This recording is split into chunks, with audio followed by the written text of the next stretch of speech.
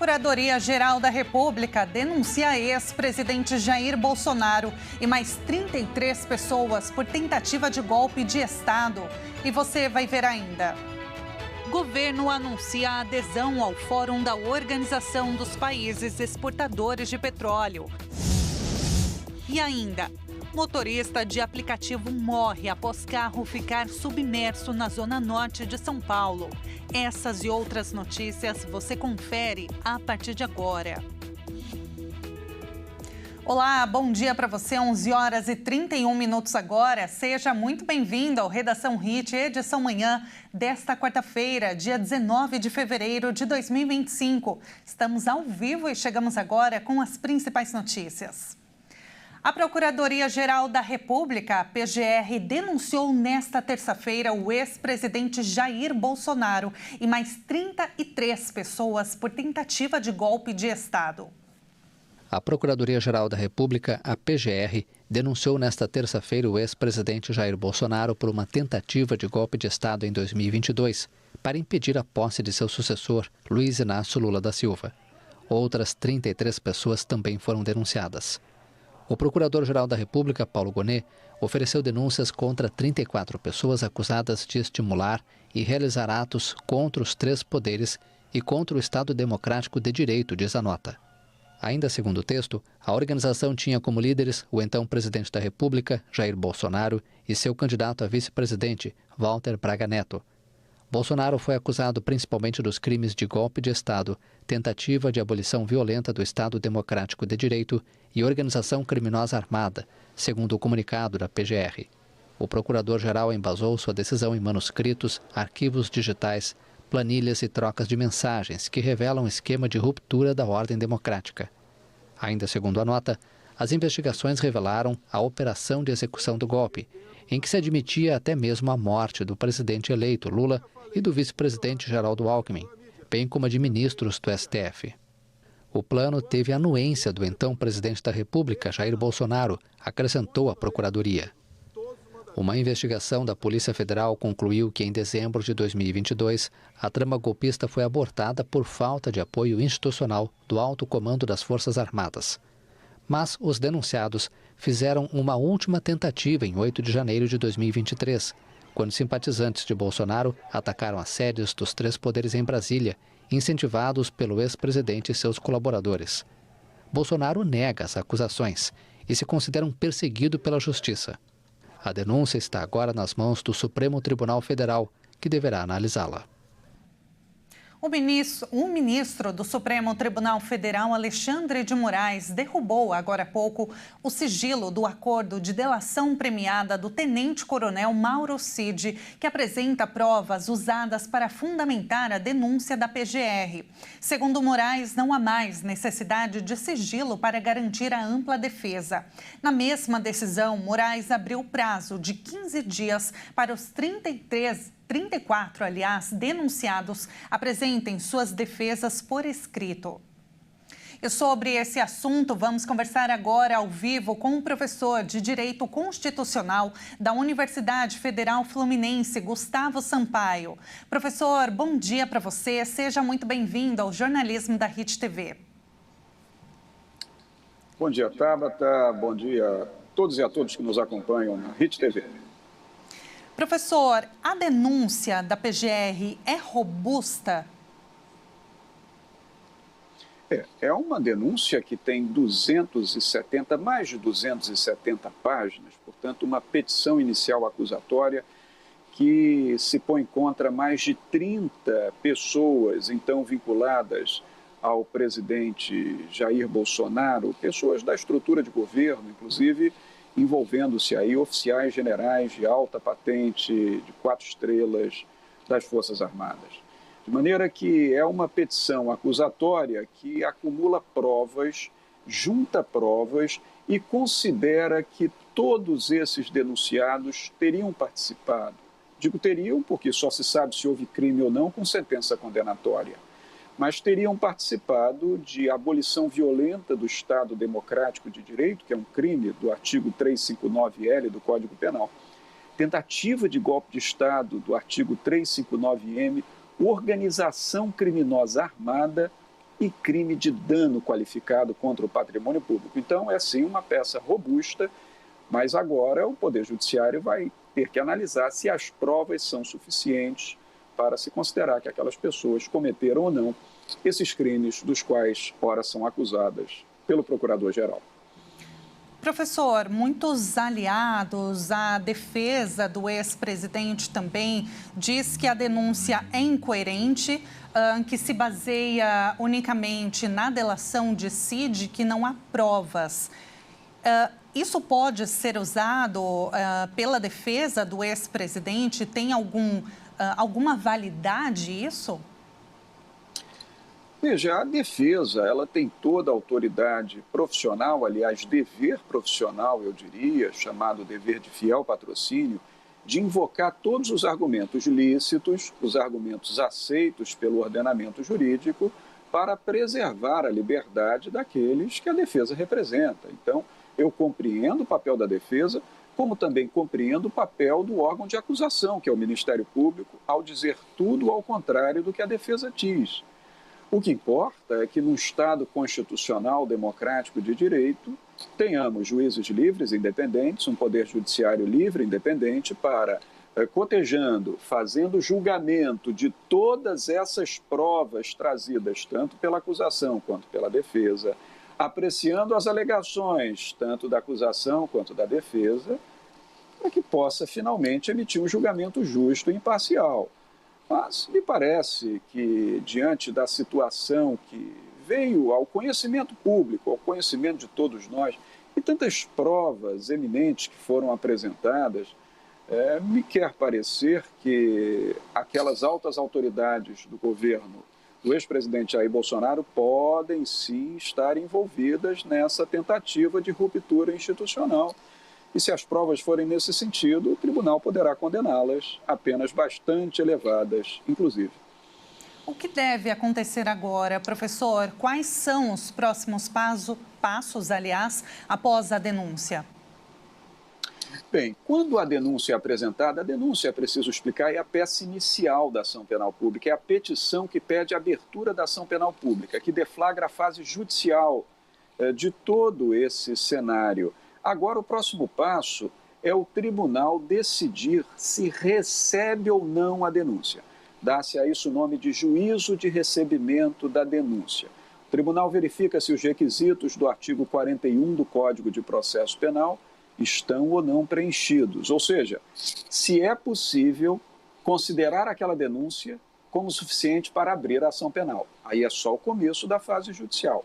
Instaura-se o processo penal, tem-se início todo o debate judicial, com todas as manifestações de defesa, de acusação, oitiva nova de testemunhas de defesa, testemunhas de acusação, possível juntada de provas documentais, possível realização de provas periciais, até porque no Estado democrático de direito, o Poder Judiciário não pode julgar apenas com base nas provas do inquérito, entende? Ele tem que julgar com novas provas produzidas em juízo, submetidas ao contraditório.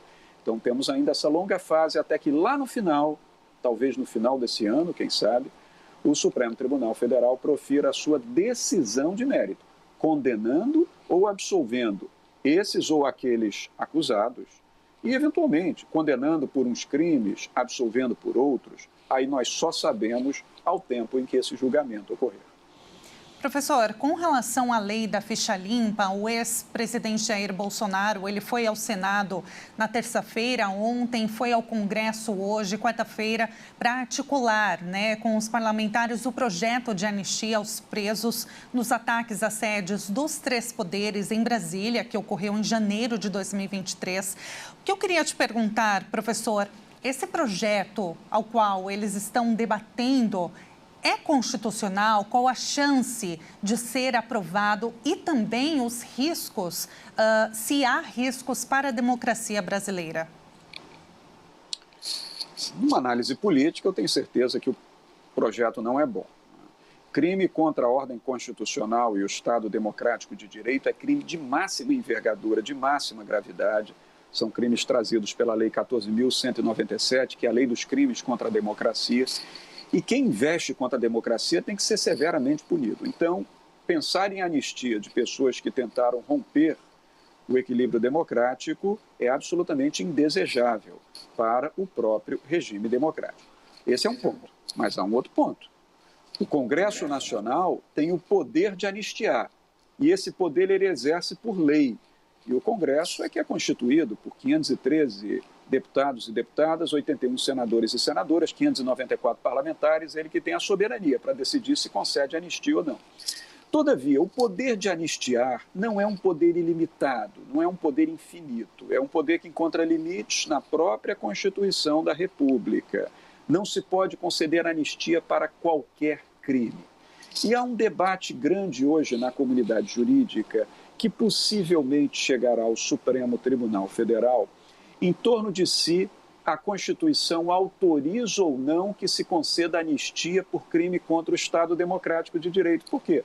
Porque o Congresso só pode anistiar se ele estiver constituído, legitimamente eleito, para exercer esse poder de anistia. O crime contra a democracia é um crime que investe contra o próprio Congresso. Então, muitos juristas entendem que essa pode ser uma limitação implícita ao poder de anistiar.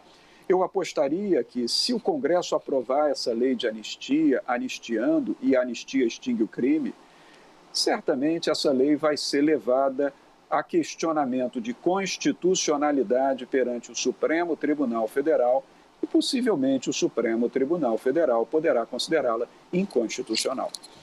Bom, vamos continuar acompanhando, então. Professor, muito obrigada pela sua análise, pela entrevista. Foi um prazer te ouvir, falar contigo. Até uma próxima. A satisfação foi toda minha. Então, para você, bom jornal, bom trabalho e até a próxima oportunidade. Muito obrigada, um ótimo dia. Nós acabamos de falar com o professor de Direito Constitucional da Universidade Federal Fluminense, Gustavo Sampaio. E agora a gente muda de assunto. O governo federal regulamentou a lei que restringe o uso de celular nas escolas. As exceções para o uso dos eletrônicos terão a necessidade de atestado, laudo médico ou outro documento em casos de monitoramento e cuidado de condições de saúde. A regra pode ser adaptada a outras formas de comprovação, a critério dos sistemas de ensino. O decreto define ainda a formação dos professores que devem ser capacitados para identificar sinais de sofrimento psíquico em estudantes. E veja a seguir, motorista de aplicativo morre após carro ficar submerso por conta das chuvas em São Paulo. E agora na sua tela, a cidade de Simonésia, em Minas Gerais, 27 graus, que lindo! Nós voltamos já.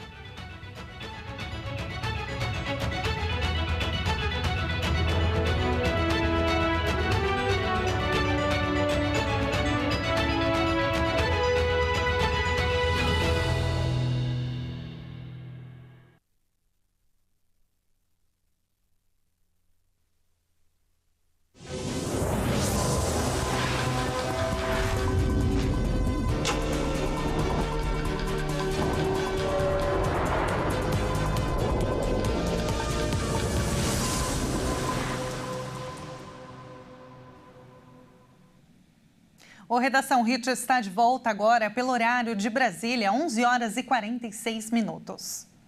O Brasil anunciou nesta terça-feira sua adesão a um fórum da Organização dos Países Exportadores de Petróleo, a OPEP, e seus aliados, no qual se discutem temas energéticos e uma decisão que gerou muitas críticas de organizações ambientais. O Brasil anunciou sua adesão a um fórum da Organização dos Países Exportadores de Petróleo, a OPEP, e seus aliados, no qual se discutem temas energéticos. O presidente Lula havia anunciado em dezembro de 2023 uma participação na OPEP+, mas os detalhes sobre o teor da relação não tinham sido formalizados. A OPEP+, é formada pelos 12 membros da OPEP e outros 10 produtores de petróleo, liderados pela Rússia. Ao aderir à Carta de Cooperação entre países produtores de petróleo da OPEP e OPEP+, o Brasil pode promover discussões sobre o uso de tecnologias limpas e alternativas para o financiamento de projetos de descarbonização, afirmou o Ministério de Minas e Energia em nota. Um porta-voz do Ministério disse que, diferente da OPEP e da OPEP+, a carta não tem compromisso com cortes de produção ou regulação de preços. consistindo em um fórum de discussão sobre temas relacionados à transição energética e avanços tecnológicos. Mas isso não diminuiu as críticas de ONGs ambientalistas, como a Rede Observatório do Clima. Este anúncio é mais um prego no caixão da transição energética no Brasil, disse a ONG em comunicado. O governo Lula se prepara para receber a COP30 das Nações Unidas sobre o clima em novembro, em Belém do Pará, mas enfrenta críticas de grupos ambientalistas por pressionar pela exploração de petróleo na margem equatorial, uma área marinha próxima da foz do Rio Amazonas. E após as fortes chuvas desta terça-feira em São Paulo, os moradores da capital ainda sentem os reflexos. Uma motorista de aplicativo morreu e outra pessoa está desaparecida. O temporal que atingiu a cidade de São Paulo na noite de terça causou a morte de mais um motorista de aplicativo. Janaína de Souza Maia, de 47 anos, foi encontrada morta dentro do próprio carro submerso.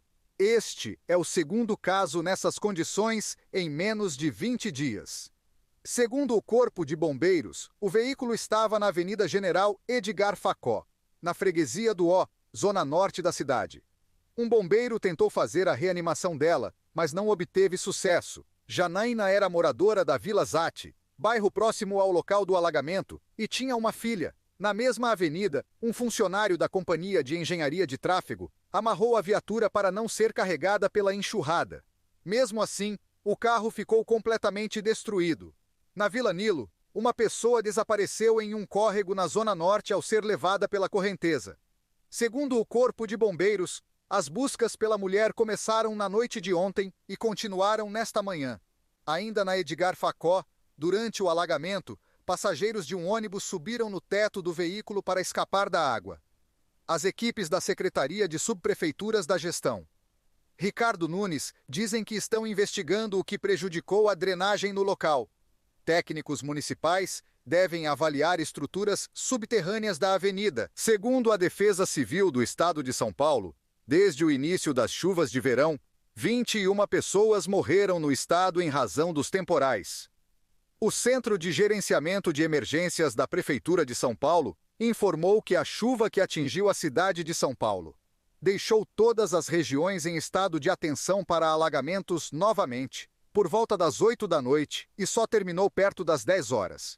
A Defesa Civil emitiu alertas severos à população.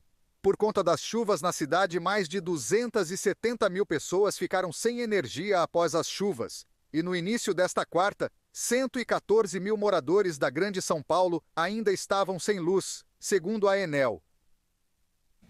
E o Rio de Janeiro sofreu com as altas temperaturas no segundo dia de uma forte onda de calor.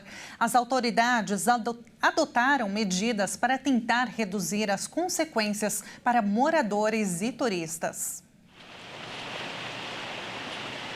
O Rio de Janeiro sofre com um calor extremo. Na terça-feira, a temperatura permaneceu acima dos 40 graus pelo segundo dia seguido, mas a sensação térmica é ainda maior. Com verões escaldantes, o atual calor vem surpreendendo até mesmo os moradores. É muito quente o calor, meus cachorros, como é que eles ficam? Eles entram na água sem andar, né? Por causa do calor. Aí eu vim agora também tomar um refresco. Não costuma fazer tanto calor assim nessa época, é sempre calor, mas não tanto. Hoje, mais cedo, eu passei aqui, o guarda municipal falou que a sensação térmica estava de 41 graus. Hoje a previsão de fazer 42 graus, né? E é uma coisa que vem piorando a cada ano, né? E agora, finalmente, tomaram alguma providência, que é o mínimo, que é dar água para as pessoas aí que estão na rua. Imagine, então, a dificuldade dos turistas em suportar um calor tão extremo. A temperatura lá está 10 graus Fahrenheit, não tenho certeza quanto é em graus Celsius. Está muito quente aqui. Acredito que a umidade é o que me afeta mais. Estava sentada aqui me sentindo muito cansada, buscando algum ar-condicionado, porque está muito quente.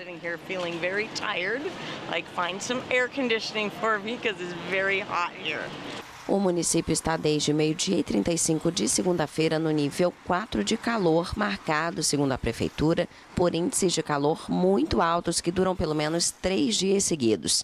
As autoridades abriram pontos de resfriamento na cidade, com sombras, locais de hidratação e banheiros públicos.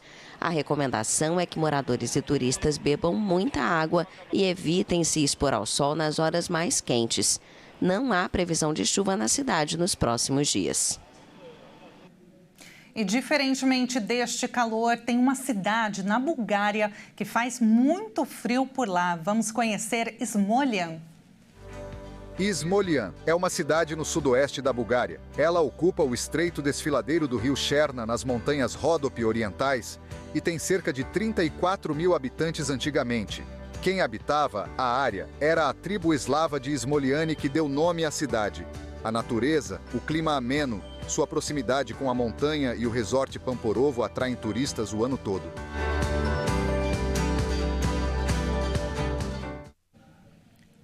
Vamos então com uma câmera ao vivo da Bulgária. Por lá são 16 horas e 52 minutos. Olha só que diferença, né? Aqui no Brasil, um calorão e por lá neve faz neste momento 4 graus negativos. Essa é a vista da cidade Pamporovo, um dos mais populares resorts de esqui da Bulgária. A montanha é facilmente reconhecível à distância, reconhecida, aliás, à distância, graças à torre de televisão de 156 metros de altura. A estação de esportes de inverno nas montanhas Ródope, aliás, tem pistas para todas as faixas etárias e habilidades. Mas a estação de esqui de Pamporovo é uma escolha particularmente excelente para iniciantes e esquiadores bem avançados, viu? E assim a gente encerra a edição de hoje. Muito obrigada pela sua companhia. Uma ótima quarta-feira para você. Até mais.